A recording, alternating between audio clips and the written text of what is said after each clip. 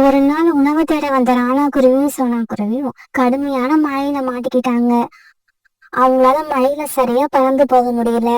இருந்தாலும் வீட்டுல பியூட்டி மட்டும் தனியா இருக்கிறத நினைச்சு தொடர்ந்து பறந்துகிட்டு இருந்தாங்க. சோனா, என்ன நடந்தாலும் சரி, நீ என் பின்னால பறந்து வந்துகிட்டே இரு. வேற எதை பத்தியும் யோசிக்காத. இந்த சமயத்துல பலமா வீசின காத்தால அவங்களால நேராவே பறக்க முடியல. காத்து அவங்க ரெண்டு பேரையும் தன்னோட மனம் போன போக்குல இழுத்துக்கிட்டு போச்சு. சோனா குருவி காத்துல பறந்து போய் ஒரு மரத்தோட கிளைகளுக்கு இடையில மாட்டிக்கிச்சு. எவ்வளவு முயற்சி பண்ணியும் அதால அந்த மரத்தை விட்டு வெளியில வரவே முடியல. இதே சமயம் பலமா வீசின காத்து ராணா குருவியை ரொம்ப தூரம் இழுத்துட்டு போயிடுச்சு. பிறகு ராத்திரி ஆச்சு. உணவு தேட போன அம்மாவும் அப்பாவும் இன்னும் வரல. அவங்களுக்கு என்னாச்சுன்னு தெரியல. மறுநாள் பொழுது விடிஞ்சிச்சு.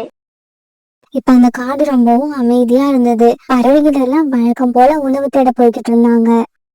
காலையில உணவு தேட வந்த புறாவும் ரீட்டாக்கிலையும் ஒரு மரத்தோட கிளையில மாட்டிக்கிட்டு மயக்கமா இருந்த சோனா குருவிய பாத்துட்டாங்க. ரீட்டா, அங்க பாரு, அந்த மரத்துல மயக்கமா கிடக்கிறது சோனா குருவி மாதிரி இருக்கு. புறா, அது சோனா குருவியதான். வா போய் என்னாச்சுன்னு பாப்போம். இப்படி போனவங்க பிறகு சோனா குருவி அந்த மரத்தோட கிளைகள்ல இருந்து மேல தூக்குனாங்க. புறாண்ணா, பியூட்டியோட அப்பா வீட்டுக்கு போயிட்டாங்களா? இத நீங்க அவரை எங்கேயாவது பாத்தீங்களா? நேற்று வீசின காத்துல நான் இந்த மரத்துல வந்து விழுந்துட்டேன். அந்த காத்து அவரை எங்க வச்சுட்டு போச்சுன்னே தெரியல. சோனா, நாங்க இது வரைக்கும் ராணாவை பார்க்கவே இல்ல. சரி வா, வீட்டுக்கு போய் ராணா இருக்கான்னு பாப்போம். இப்படி பேசிக்கிட்ட இவங்க சோனா குருவி வீட்டை நோக்கி பறக்க ஆரம்பிச்சாங்க. அம்மா, அப்பா எங்க? ராத்திரி நீங்க ரெண்டு பேரும் இல்லாம நான் ரொம்ப பயந்து போயிட்டேன். உடனே சோனா குருவி நடந்த கதை எல்லாத்தையும் பியூட்டி கிட்ட சொல்லுச்சு. உங்க அப்பாவை எங்கேயுமே காணல, அவருக்கு என்ன ஆச்சுன்னு தெரியல. சோனா குருவியும் பியூட்டியும் அதுக்கப்புறம் ராணா குருவி வீட்டுக்கு திரும்பி வரும்னு ரொம்ப எதிர்பார்த்தாங்க. ஆனா ராணா குருவி வரவே இல்லை.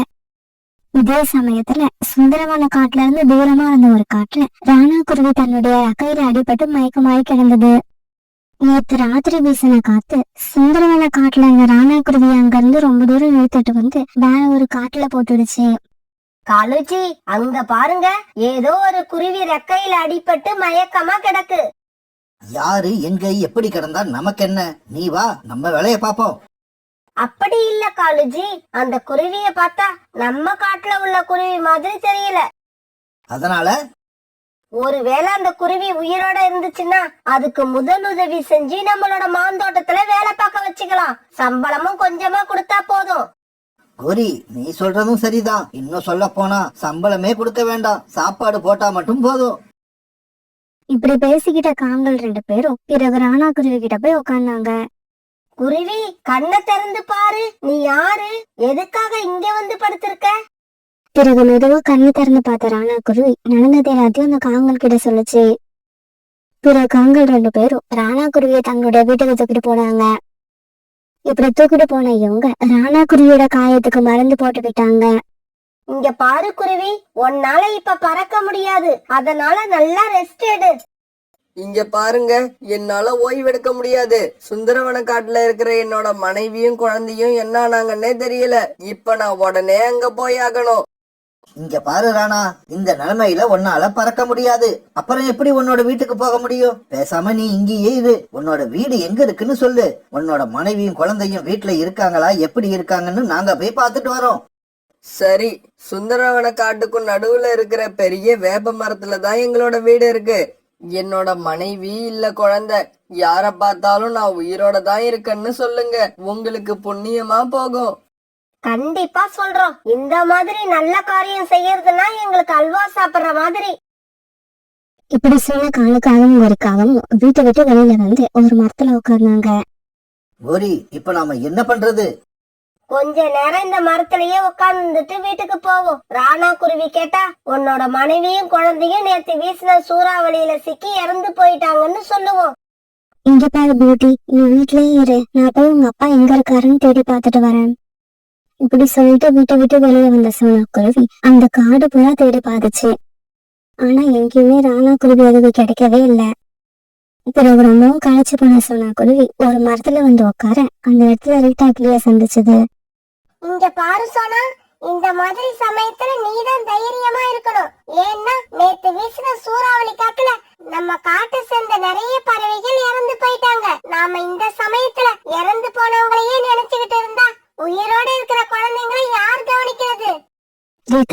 இப்படி எல்லாம் நடக்கும்னு தெரிஞ்சிருந்தா நானும் அவரும் அன்னைக்கு உணவு தேடி வெளியில கிளம்பிருக்க மாட்டோம்.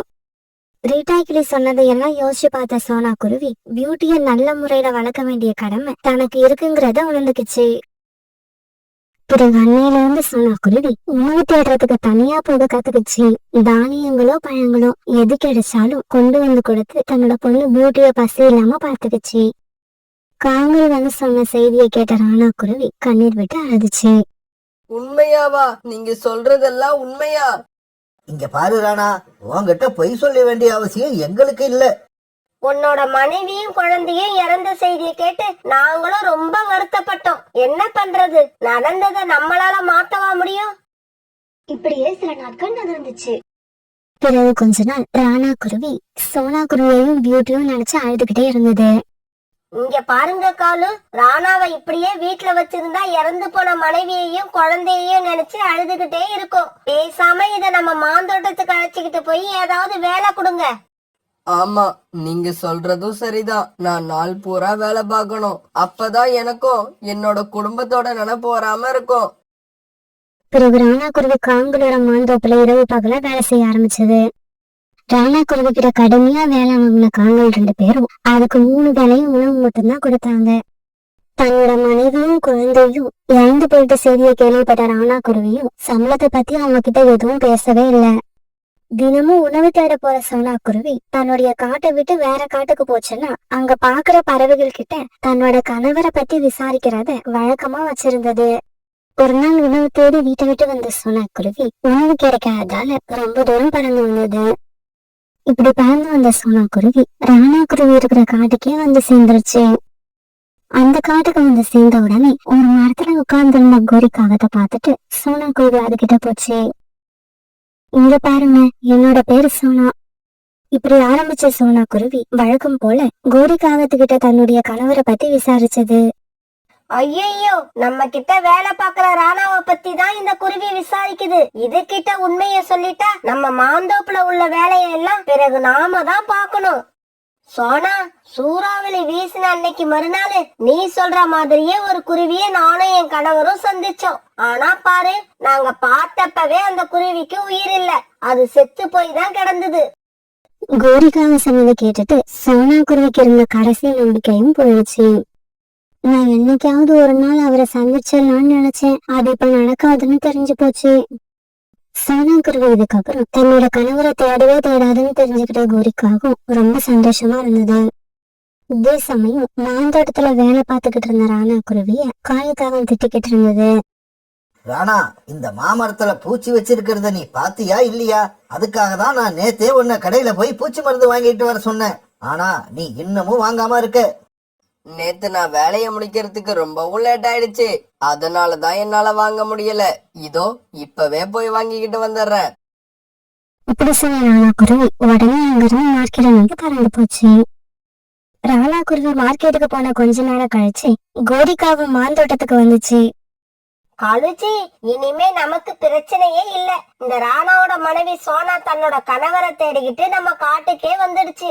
நான் அதுகிட்ட உன்னோட கணவர் செத்து போய் கிடந்ததை நாங்க பார்த்தோம்னு பொய் சொல்லிட்டேன். இனிமே அது தன்னோட கணவரை தேடவே தேடாது. அது சரி, ராணாவை எங்க காணோம்? ராணாவை நான் இப்பதான் பூச்சி மருந்து வாங்கறதுக்காக மார்க்கெட்டுக்கு அனுப்பி வச்சேன். காலுஜி, என்ன காரியம் பண்ணிட்டீங்க? மார்க்கெட்டுக்கு போற வழியில தான் அந்த சோனா குருவி உட்கார்ந்து இருந்தது. 2 பேரும் பார்த்துட்டா பெரிய பிரச்சனை ஆயிடும். இவங்க இப்படி பேசிக்கிட்டு இருந்த அதே சமயத்துல ராணா குருவி மார்க்கெட்டை நோக்கி பறந்து போய்கிட்டு இருந்தது. இப்படி பறந்து போய்கிட்டு இருந்த ராணா குருவி வழியில ஒரு மரத்துல உட்காந்து அழுதுகிட்டு இருந்த சோனா குருவிய பாத்துடுச்சு.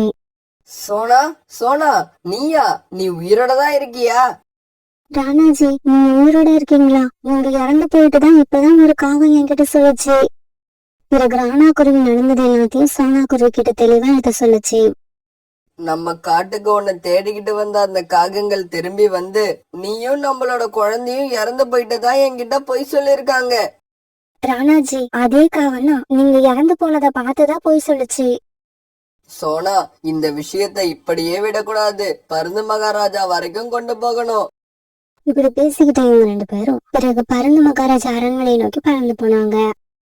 காகங்களே, உங்க 2 பேரையும் பருந்து மகாராஜா அழைச்சுக்கிட்டு வர சொன்னாரு. காலுச்சி, பருந்து மகாராஜா எதுக்காக நம்மள கூப்பிட்டு அனுப்பியிருக்காரு? கோரி, பருந்து மகாராஜா சாதாரண ராஜா இல்ல, 18 காட்டுக்கு மகாராஜா. ஏதாவது விருந்துக்கு அவருக்கு மாம்பழம் தேவைப்பட்டிருக்கும், அதனாலதான் நம்மள கூப்பிட்டு இருக்காரு. நமக்கு ஒரு பெரிய ஆர்டர் கிடைக்க போகுதுன்னு நினைக்கிறேன். சீக்கிரம் வா போவோம்.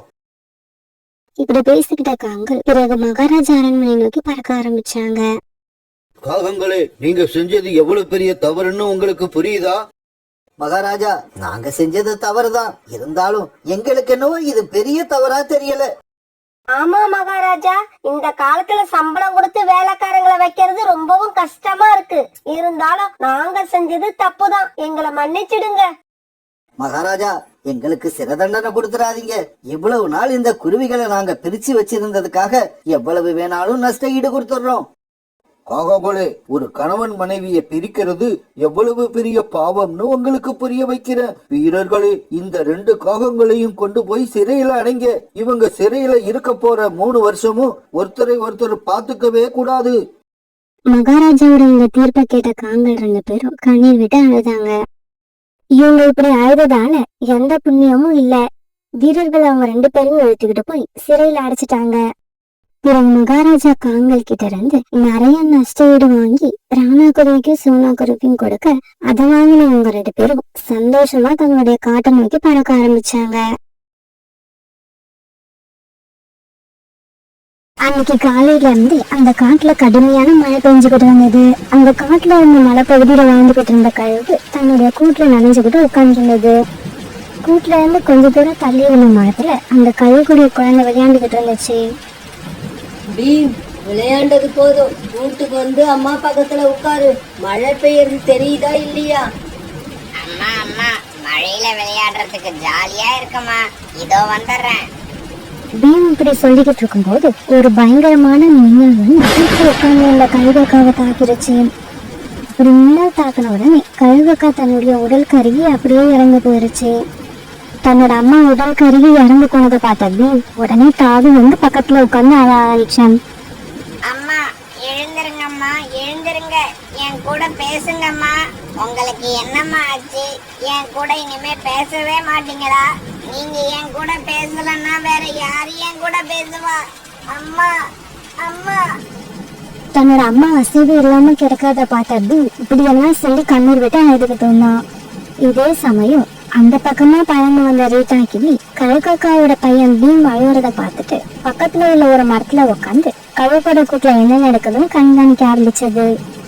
இப்படி கண்காணிக்க ஆரம்பிச்ச ரீட்டா கிளி கழுகக்கா மின்னல் தாக்கி இறந்து போனதை தெரிஞ்சுக்கிட்ட உடனே சந்தோஷத்துல குதிக்க ஆரம்பிச்சது. இறந்து போச்சு, இறந்து போச்சு, எங்களோட எதிரி கழுகக்கா இறந்து போயிடுச்சு. இதுக்கப்புறம் நாங்க பயம் இல்லாம இந்த காட்டுல எங்க வேணாலும் போகலாம். இந்த விஷயத்த காட்டுல உள்ள எல்லா பறவைகள் கிட்டையும் போய் சொல்லணும். இப்படி நினைச்ச ரீட்டா கிளி உடனே அந்த கழுகோட கூட்டுக்கும் பக்கத்துல இருந்த ஒரு மரத்துல இருந்து 2 இனிப்பான பழங்களை பறிச்சு எடுத்துக்கிச்சு. இப்படி பழங்களை பறிச்சு எடுத்துக்கிட்ட ரீட்டா கிளி சோனா குருவிட்ட நோக்கி பறந்து போச்சு. சோனா, சோனா, சீக்கிரம் வெளியில வா, ஒரு சந்தோஷமான விஷயம். ரீட்டா, என்ன உனக்கு இவ்வளவு சந்தோஷமா இருக்க? என்ன விஷயம்? சோனா, நம்மளுடைய எதிரியான கழுகு மின்னல் தாக்கி இறந்து போயிடுச்சு. இங்க பாரு, நான் கூட அந்த கழுகோட கூட்டுக்கும் பக்கத்துல இருக்கிற மரத்துல இருந்து 2 பழங்களை பறிச்சுக்கிட்டு வந்திருக்கேன். அந்த கழுகுக்கு ஒரே ஒரு குழந்தை தான் இருக்கு, அதுவும் சின்ன குழந்தை. இன்னும் 2-3 நாள்ல சரியான சாப்பாடு கிடைக்காம அந்த குழந்தையும் இறந்து போயிடும். ரீட்டா, அந்த குழந்தை என்ன செய்யும்? பாவம், அது இந்த உலகத்துக்கு வந்து கொஞ்ச நாள் தான் ஆகுது. சோனா குருவி பேசினது எல்லாம் காதுல வாங்காத ரீட்டாக்கு உடனே அங்கிருந்து பறந்து போயிடுச்சு. சோனா குருவி வீட்டுல இருந்து பறந்து போன ரீட்டாக்கு நேரா காங்களோட வீட்டுக்கு போச்சு. கோரி, உனக்கு ஒரு விஷயம் தெரியுமா? நம்ம காட்டுல இருந்த கழுகு செத்து போயிடுச்சு. ரீட்டா, நீ என்ன உண்மையாவா சொல்ற? ஆமா கோரி, நான் சொல்றது உண்மைதான். கொஞ்ச நேரத்துக்கு முன்னாடி தான் மின்னல் தாக்கி அந்த கழுகு இறந்து போயிடுச்சு. அதோட சின்ன குழந்தை பக்கத்துலயே உட்கார்ந்து அழுதுகிட்டு இருக்கு. இன்னைக்கு இல்லாட்டி நாளைக்கு பட்னி கிடந்தே அந்த குழந்தையும் இறந்து போயிடும். அதுக்கப்புறம் இந்த காட்டுல நமக்கு எந்த ஆபத்தும் இருக்காது. அந்த கழுகு குழந்தை அதுவா சாகலன்னா அதை நாம எல்லாம் சேர்ந்து கொண்டு போடணும். மறுநாள் பொழுது விடிஞ்சிச்சு. அந்த சமயத்துல மழையும் சுத்தமா நின்று போயிருந்தது. அன்னைக்கு காலையிலேயே எல்லா பறவைங்களும் அந்த காட்டுல இருந்த ஒரு பெரிய மரத்துக்கடியில ஒன்னா போயிருந்தாங்க. இங்க பாருங்க, அந்த கழுகோட குழந்தைய இப்ப நாம என்ன பண்றது? அத நாம ஒண்ணும் பண்ண வேண்டாம். என்னோட கணக்குப்படி இன்னும் 2-3 நாள்ல அதுவா இறந்து போயிடும்.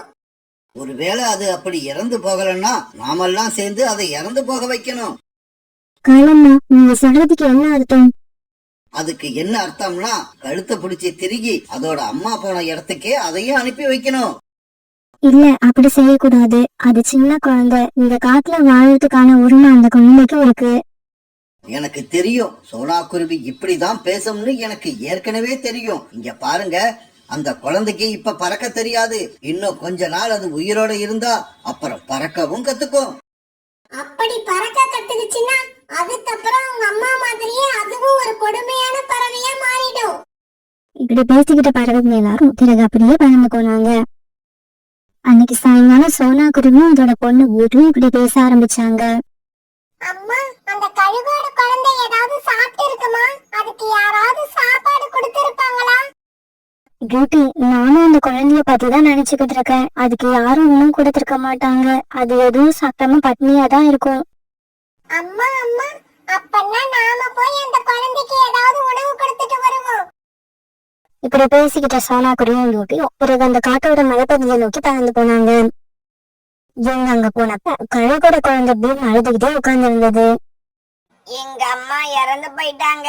அம்மாவோட அருமை அவங்க இறந்து போனதுக்கு அப்புறம் தான் எனக்கு தெரியுது.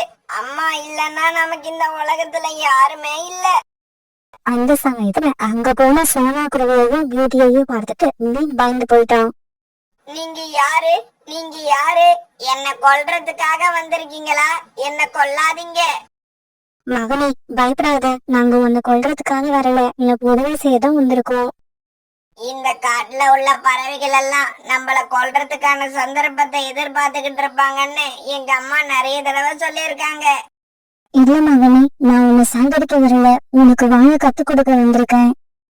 இப்படி சொல்ல சோனா குருவி பிறகு அங்க இருந்து பயந்து போய் இனிப்பான ஒரு பழத்தை எடுத்துக்கிட்டு திரும்பி வந்துடுச்சு. மகனே, இந்த பழத்தை சாப்பிடு.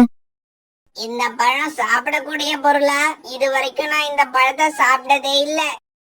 இதை சாப்பிட்டு பாரு, இது ரொம்ப ருசியா இருக்கும். பிறகு அந்த கழுகுக்கும் அந்த பழத்தை சாப்பிட ஆரம்பிச்சது. இந்த சமயத்துல அந்த வேலையா பறந்து போன ரோனிக்குருவி அந்த கழுகு குழந்தை கூட சோனா குருவி பேசிக்கிட்டு இருக்கத பாத்துருச்சு. இந்த சோனா குருவி இந்த கழுகு குழந்தைய எப்படியும் காப்பாத்த முயற்சி பண்ணும்னு நினைச்சேன். அதே மாதிரி நடந்துருச்சு. இந்த கழுகு குழந்தை உயிரோட இருந்தா நமக்கு தான் ஆபத்து. இப்படி நினைச்ச ரோனிக்குருவி பிறகு அங்க இருந்து பறந்து போச்சு. இப்படி பறந்து போன ரோனிக்குருவி காலுக்காகத்தையும் கொடிக்காகத்தையும் பார்த்து நடந்த விஷயத்த சொல்லுச்சு. இங்க பாருங்க, அந்த சோனா குருவி அந்த கழுகு குழந்தைக்கு பழம் சாப்பிட கத்து கொடுக்குது. பழத்தை சாப்பிட்டு அந்த குழந்தை உயிர் வாழ ஆரம்பிச்சிடுச்சுன்னா அது நமக்கு பெரிய ஆபத்து.